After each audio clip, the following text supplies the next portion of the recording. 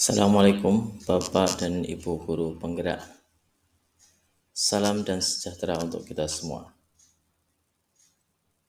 Pada video kali ini saya akan membagikan tentang demonstrasi konstekstual modul 3.1 yaitu pengambilan keputusan berbasis nilai-nilai kebajikan.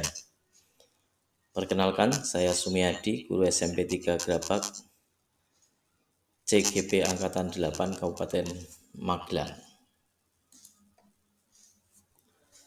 Pendamping saya, fasilitator adalah Bapak Widodo dan pengajar praktik Bapak Rizka Yusro.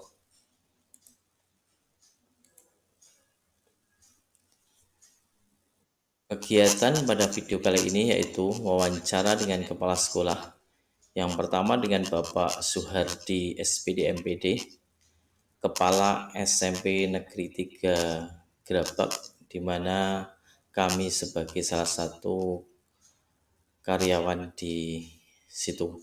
Dan yang kedua adalah Ibu Puji Lestari SPD, Kepala TK PGRI 9 Grabak, sekolah di dekat SMP Negeri 3 Grabak.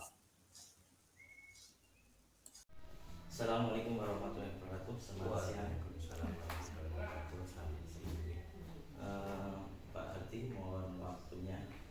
Saya sebagai CGP Angkatan 8 ada tugas untuk modul 3.1 mewawancari kepala sekolah tentang pengambilan keputusan yang berbasis nilai kebijakan. Di sini ada 9 pertanyaan yang perlu kami tanyakan kepada Bapak selaku kepala sekolah. Dan bisa kita mulai nih Pak? Ya, silakan. Yang pertama, selama ini bagaimana Bapak dapat mengidentifikasi atau membedakan kasus-kasus di sekolah ini yang hubungannya dengan dilema etika atau itu merupakan bujukan moral? Mungkin bisa memberikan contohnya Pak. Iya, terima kasih. Ya, berkaitan dengan dua istilah itu nih, ada dilema etika dan bujukan moral. Memang seakan-akan secara umum itu kan kita sulit membedakan. Hanya sebagai garis besarnya atau titik sentralnya, kalau ketika saya khususnya dalam memutuskan satu kasus yang berkaitan dengan itu, kalau dilema etika itu kan berkaitan bahwa ada dua kasus yang sebenarnya dua masalah yang dihadapi oleh rekan-rekan guru khususnya, itu kan semuanya benar, dan semuanya benar ini menjadi pertimbangan yang jelas itu berat dua-duanya. Sedangkan untuk yang bujukan moral ini kan pasti, artinya ada dua pilihan, yang satu jelas salah. Nah, oleh karena itu khususnya yang kaitannya dengan dilema etika, nanti kami sebagai pimpinan, sebagai orang yang buat kebijakan, itu tentu saja akan melihat pada kasus per kasus, artinya tingkat kepentingan dan dari segi waktu maupun yang harus dipenuhi dulu, itu kan kita melihatnya dari itu. Terima kasih Pak. Untuk pertanyaan yang kedua, bagaimana Bapak menjalankan pengambilan keputusan di sekolah kita, terutama untuk kasus-kasus yang ada hubungannya dengan dilema etika, itu artinya kepentingan yang sama-sama benar atau sama-sama mengandung nilai kebajikan begitu. Ya, jadi kalau yang benar kedua-duanya jelas kita yang utama melihat pada tingkat kepentingan Pak. Jadi barangkali karena kita juga walaupun seorang ASN, seorang pegawai, tapi juga kita seorang makhluk pribadi maupun sosial yang jelas punya kepentingan itu. Kalau ada dua-duanya saling berbenturan dan itu benar, yang saya utamakan adalah bagaimana skala prioritasnya, kemudian tingkat kepentingannya, ini lebih penting yang mana, kemudian dari waktunya juga, apakah ini mendesak atau bisa ditunda. Kalau bisa ditunda kan artinya tidak masalah, artinya kan mana yang harus didahulukan dulu kan jelas. Nah, mungkin kalau ada disertai dengan contoh, misalnya katakanlah begini, ada seorang teman yang memang harus mengikuti kegiatan yang ini diperintahkan oleh dinas. Tapi di satu sisi, ini contoh ekstrim saja nih Pak. Jadi contoh ekstrim misalnya ada satu keluarganya yang sakit. Nah, maka dari itu kan saya milih yang mengutamakan yang sakit dulu, karena untuk yang dinas biar nanti kalau bisa digantikan yang lain, kalau tidak bisa ya kita nanti bisa majukan ke dinas biar nanti ada kebijakan lain. Berarti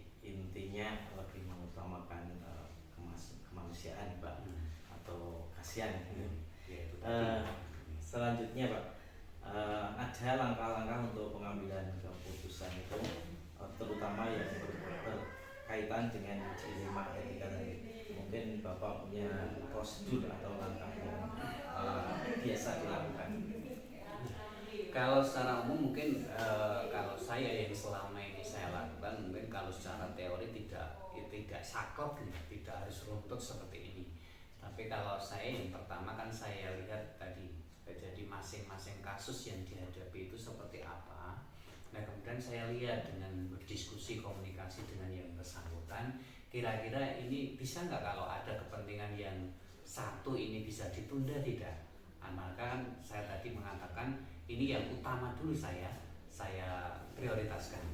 Nah kemudian mengenai langkah ya pertama itu kita jelas harus komunikasi. Jadi komunikasikan dengan yang bersangkutan jelas masalah kepentingannya. Kemudian kalau itu berhubungan dengan kepentingan dengan kedinasan, ya saya kan perlu melakukan konsultasi juga. Nah kemudian juga mengkomunikasikan dengan yang lainnya, jadi berkoordinasi dengan tim. Kalau yang utama mungkin bisa dengan melalui wakil kepala sekolah. Nah kemudian kalau itu sudah mungkin juga dengan guru dan bahkan tenaga kependidikan. Ini kita koordinasikan untuk satu kasus yang barangkali ini bisa ditangani oleh yang lain. Terima kasih Pak. Untuk pertanyaan selanjutnya, tentu saja dalam pengambilan keputusan itu ada hal-hal yang merupakan tantangan atau hambatan gitu.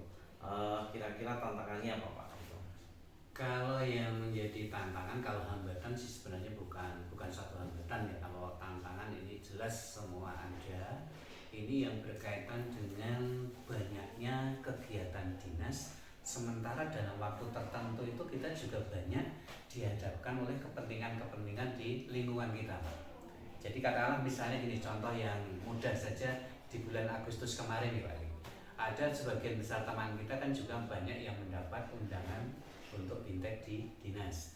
Nah sementara untuk tingkat kita di lingkungan sosial kita itu kan juga banyak kegiatan yang itu karena kita bagian dari masyarakat kan juga tidak bisa kalau meninggalkan begitu saja.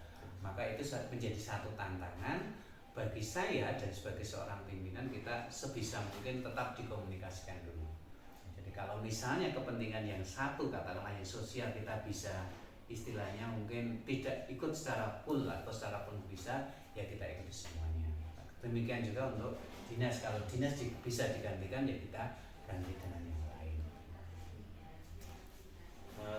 Pertanyaan selanjutnya yang keenam, kira-kira Bapak memiliki tata cara atau jadwal tertentu dalam penyelesaian masalah, atau mungkin langsung saja misalnya ada masalah langsung pada saat itu langsung diputuskan gitu? Iya, sebenarnya bisa dikatakan kedua-duanya saya tempuh. Jadi artinya kalau secara rutin kan kita sudah ada kegiatan apel, kemudian koordinasi yang untuk kegiatan-kegiatan yang itu memang diperlukan kita harus mengkomunikasikan dengan yang lain. Secara insidental ini karena kepentingan kita kan juga kadang tidak bisa kita perkirakan.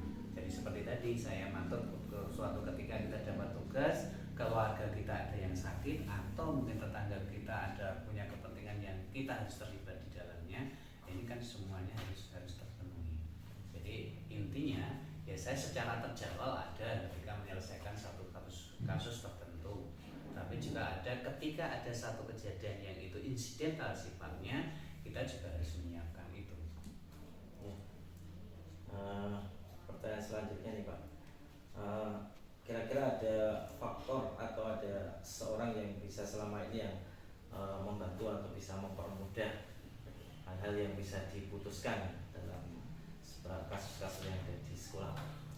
Kalau sebagai lembaga jelas karena kita punya mekanisme dan punya struktur tata organisasi nih.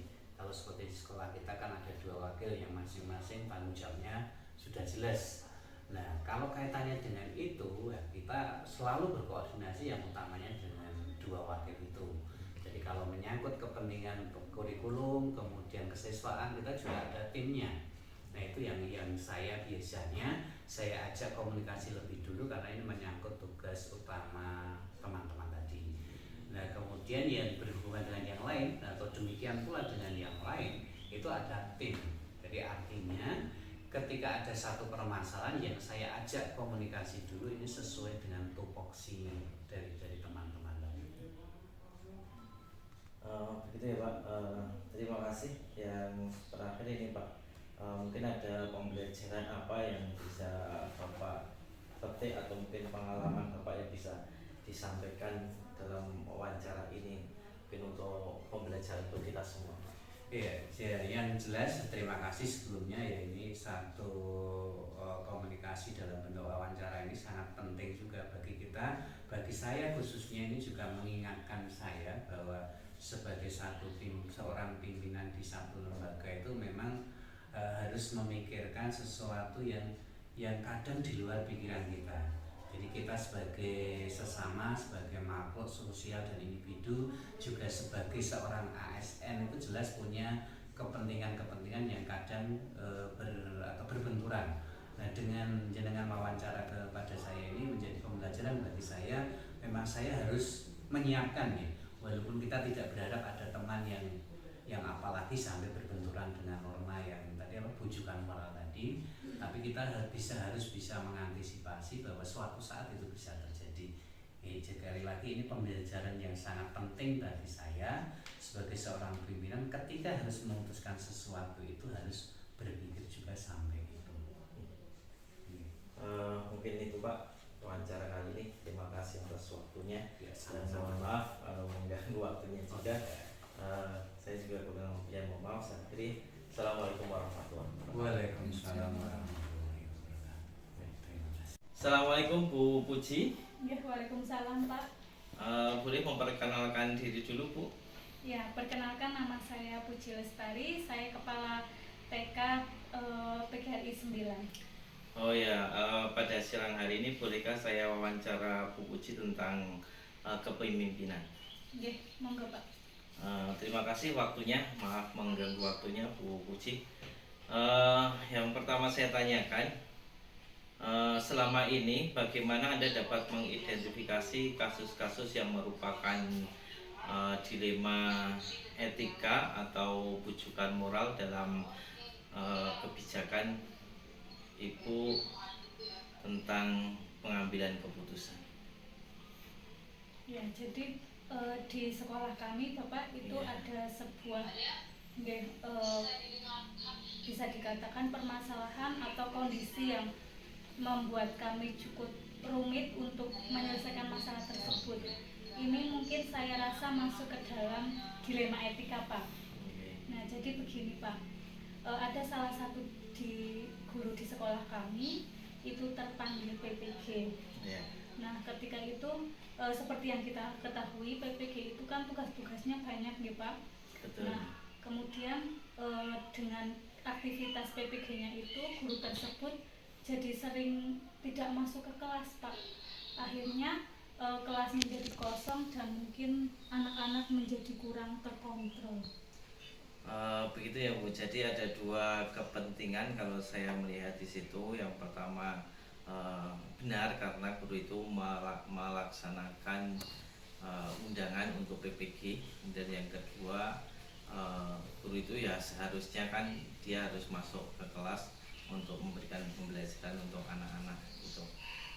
Kira-kira bagaimana langkah-langkah atau prosedur yang Ibu lakukan selama ini untuk bisa memberikan kenyamanan untuk bu guru tersebut gitu? Karena di sini kita sebagai manusia kita ada rasa empati pastinya. Nah, kemudian kami akhirnya mengambil kebijakan ketika guru tersebut ada jadwal kuliah. Sebelumnya kami juga meminta jadwal kuliah ibu tersebut. Nah, setelah itu kami baca ketika di jam pagi beliau ada jam kuliah, akhirnya kelas beliau itu diisi oleh guru pendamping, begitu Pak. Jadi seperti itu ya keputusan Ibu pada kasus-kasus ini. Kemudian yang saya tanyakan, kira-kira hal-hal apa yang menjadi tantangan dalam pengambilan keputusan Ibu terkait dengan kasus itu? Karena di sekolah kami itu ada beberapa guru Pak. Nah, selain kami tadi menjunjung tinggi rasa empati, tetapi pada kenyataannya karena memang ada beberapa guru itu ada yang merasa keberatan atau merasa tidak adil Pak. Karena ya ada yang ngomong kok nganu enak banget PPG terus nggak masuk kelas kayak gitu. Tapi setelah kami beri pengertian di dalam forum ketika di rapat koordinasi, kami menjelaskan, kami juga memberikan gambaran bahwa kegiatan PPG itu memang sangat padat Pak. Nah akhirnya alhamdulillah beberapa guru itu memahami kegiatan PPG dan mereka juga ikhlas untuk menggantikan menjadi guru pendamping di kelas itu. Berarti di sini Ibu bisa menyelesaikan tentang dilema etika ini dengan baik. Kira-kira ada seseorang atau faktor-faktor apa yang bisa mempermudah atau membantu Ibu dalam mengambil keputusan untuk kasus ini? Ya, setelah kami memberikan pengertian tadi itu, alhamdulillah guru-guru menjadi kooperatif Pak, jadi mau saling membantu. Misalkan memang di hari itu tidak ada tugas untuk masuk kelas, dan guru tersebut yang mengikuti PPG ada jadwal kuliah, nanti digantikan oleh guru pendamping. Gitu Pak. Oh ya, terima kasih Bu atas waktunya. Terakhir ini Bu, kira-kira pembelajaran apa yang bisa Ibu ambil dari kegiatan atau dilema dalam pengambilan keputusan seperti ini?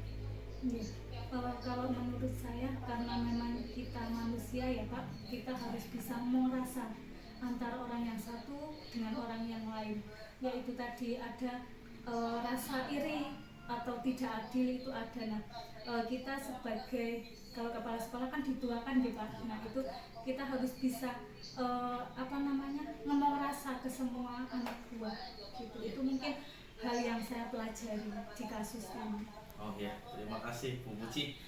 Semoga ini akan menjadi pembelajaran untuk kita semua bagaimana menyelesaikan kasus-kasus yang merupakan dilema etika. Artinya kasus ini benar lawan benar gitu. Jadi kasus dilema etika itu kan beda dengan rujukan moral. Kalau rujukan moral itu ini ada kebenaran dan ada yang salah, dan bagaimana seorang pemimpin itu bisa mencari mana yang betul. Demikian, terima kasih untuk waktunya. Assalamualaikum warahmatullahi wabarakatuh. Waalaikumsalam.